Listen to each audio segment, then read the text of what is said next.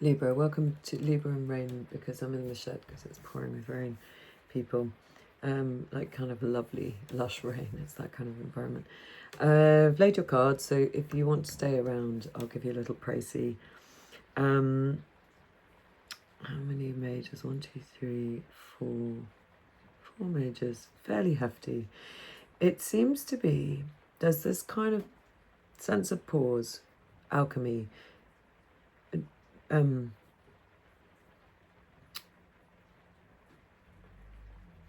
trying in that space to bring about something very clear-eyed to do with work and how you cooperate with others and what you contribute to others. And then, so that's all in this kind of around your attitude and what's just happened. And a rather sort of resplendent sense of yourself. Lots of change happening. And then when we look at your environment, your hopes and fears and your attitude, there's lots of love that's trying to be pushed in.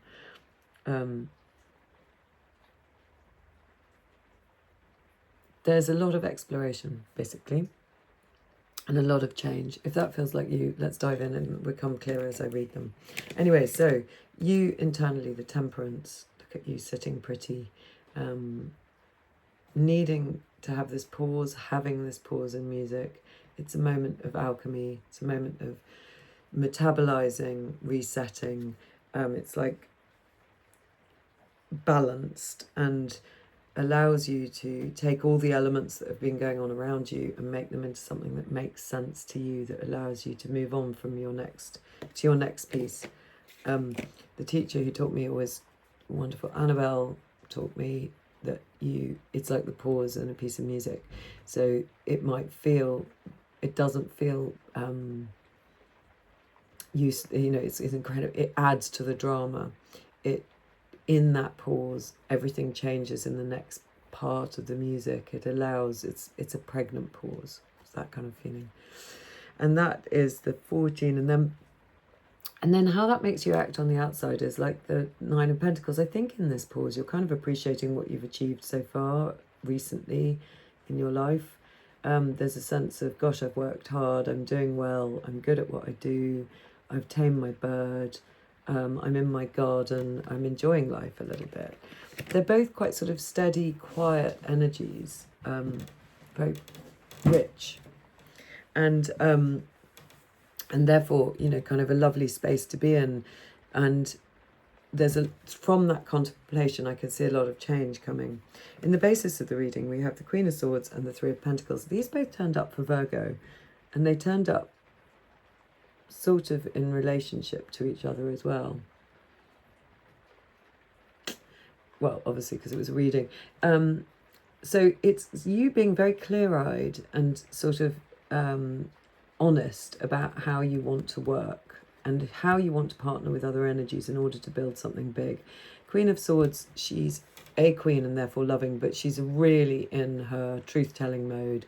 She is not about sugarcoating. She's very, very intelligent. She will not tell you a lie. If you came to this friend, she would give you the kind of advice that's not at all sweet and nice. It's just the way that she sees it. But that's very valuable.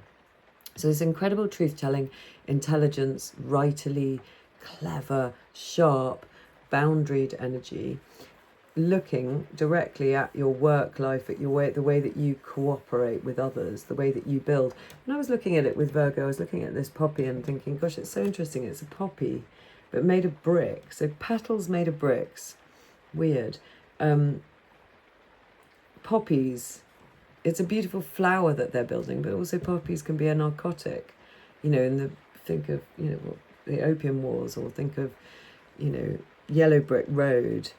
It's interesting because it's got bricks as well. The Yellow Brick Road, that kind of sleeping effect on Dorothy as she's walking down the poppy-lined Yellow Brick Road, the amnesia. Okay, this didn't come out in Virgo, so I'm going to go with this for you, Libra, rain people. I think it's to do with trying not to get an amnesia, trying not to forget where you're trying to go in your work, trying not to get sort of lost on the path in the details, but actually using that clear-eyed view of the Queen of Swords to sort of stay present, not to lose your way, not to get lost in the details, not to become drowsy and sleepy and overwhelmed. Think about where you're trying to head. What do you want to build here? And what came out for Virgo, and maybe there's a bit of a truth in this because we've got the Queen of Swords again, is about not being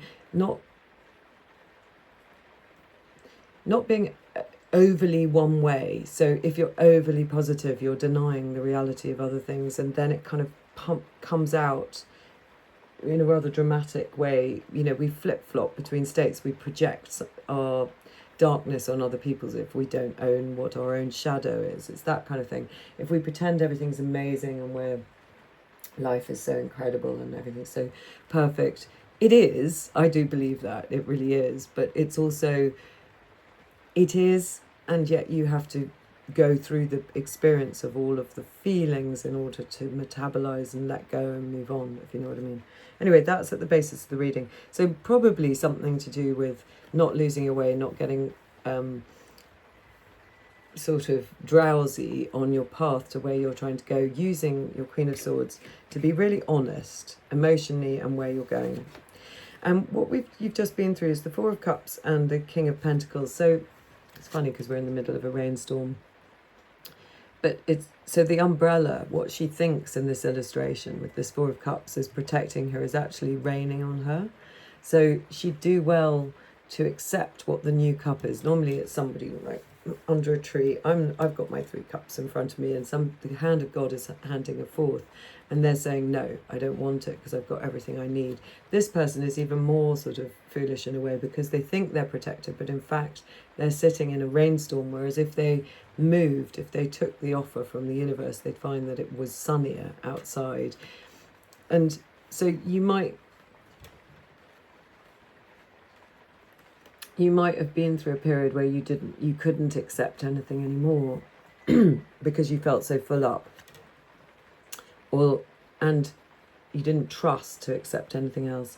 And then this is the female version of the King of Pentacles. This pack has male and female of all the kings and queens. She's got a little, what I'm seeing is that little city in her hair. I can get it, make focus on that. There we go. City in her hair. So, sort of not accepting some sort of abundance, insisting on staying put, being frightened of your long-term abundance and therefore not daring to sort of move out of your position or something like that in the recent past. You might go back to that. Where this is potentially going is the Wheel of Fortune. You jumping in to make a change. You being the architect of your life and getting these cogs to move. There's a clock there that she's holding. She's impatient. She's going to make this move. I love the skirts being open.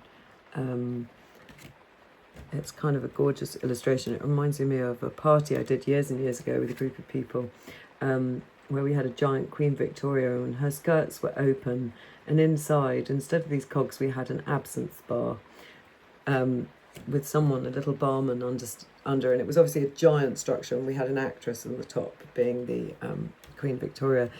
It was quite sort of dramatic. Why am I thinking about that? Because absinthe is a bit kind of psychotically, strangely hallucinogenic, and obviously not, it's not that you're seeing a totally different version of life, but it can be a bit dangerous. So, but maybe that's just because of the illustration. Essentially, you're jumping in to make change. So you go from that position of, no, I'm not taking the new thing, to actually, I need to move something on. I need to get this going. And coming up in the near future, you start to partner with either your dear love, somebody that you love very dearly, or you take an offer. The Lovers talks about taking an offer from the universe that's really, really positive. So maybe this impulse to change makes you go, okay, I can take this. I'm being offered something incredible. I'm going from being really resistant with the Four of Cups to recognizing I need to change, and therefore I'm going to accept this offer, accept this incredible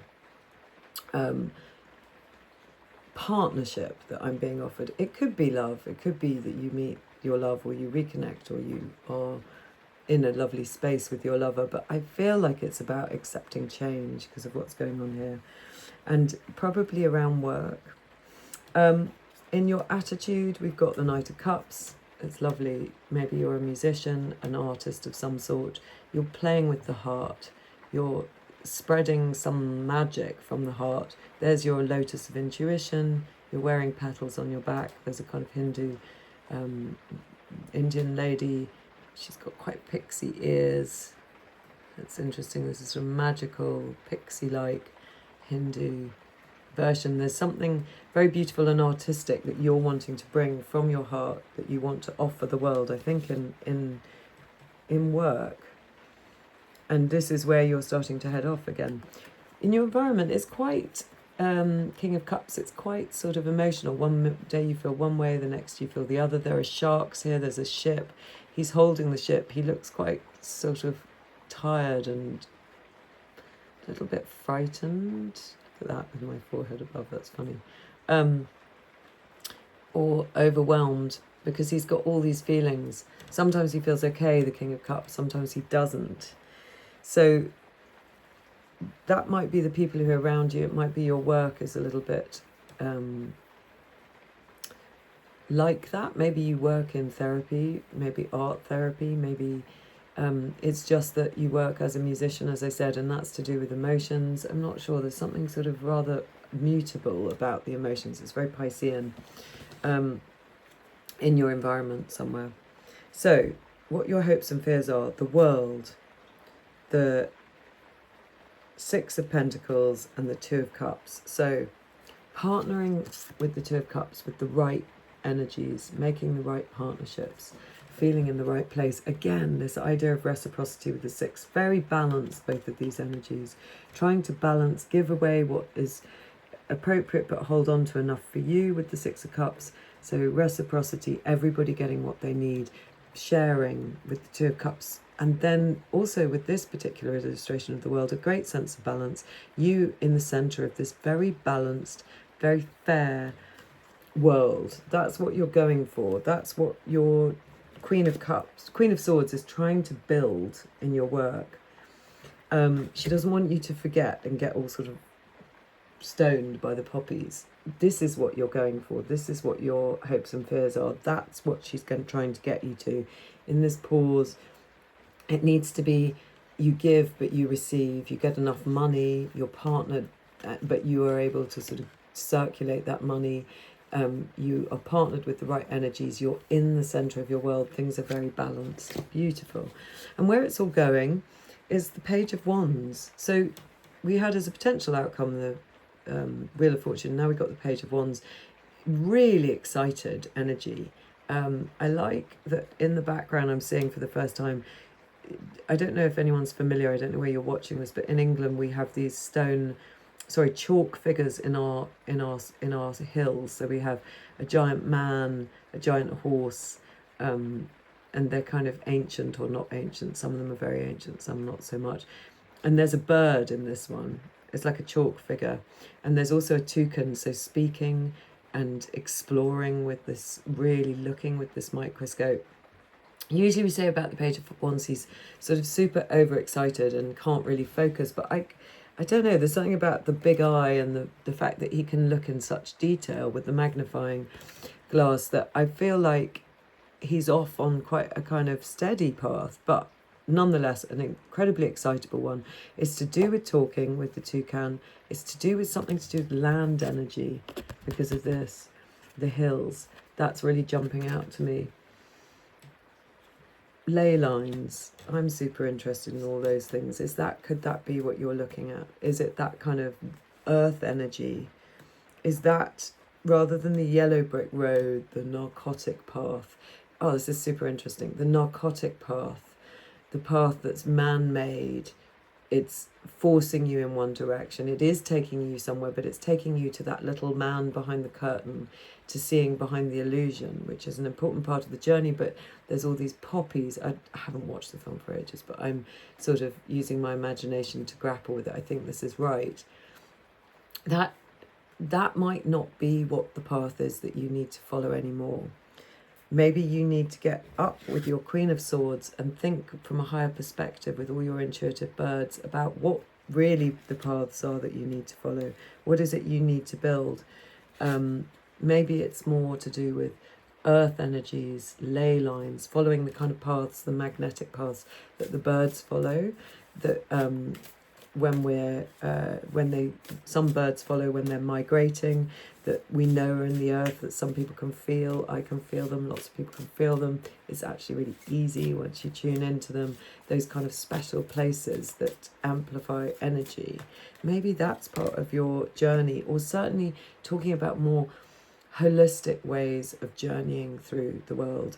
Gosh, the Queen of Swords has come up again with, yeah, she likes that. She's like, yes, raise your sword of truth. Let's find your clear path.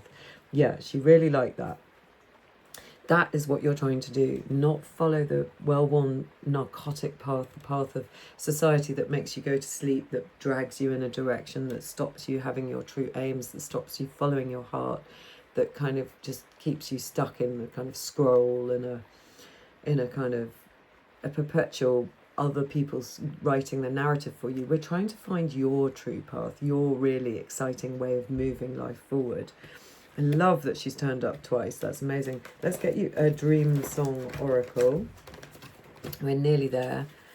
It's gone quite quickly, this one, because I think it's quite clear. Grow your wishes. Lovely. I'm going to read you the book. Yeah, grow your wishes. So not the wishes of the path, the yellow brick road, the narcotic, your wishes. Like when you're building this, what is it that you're really building?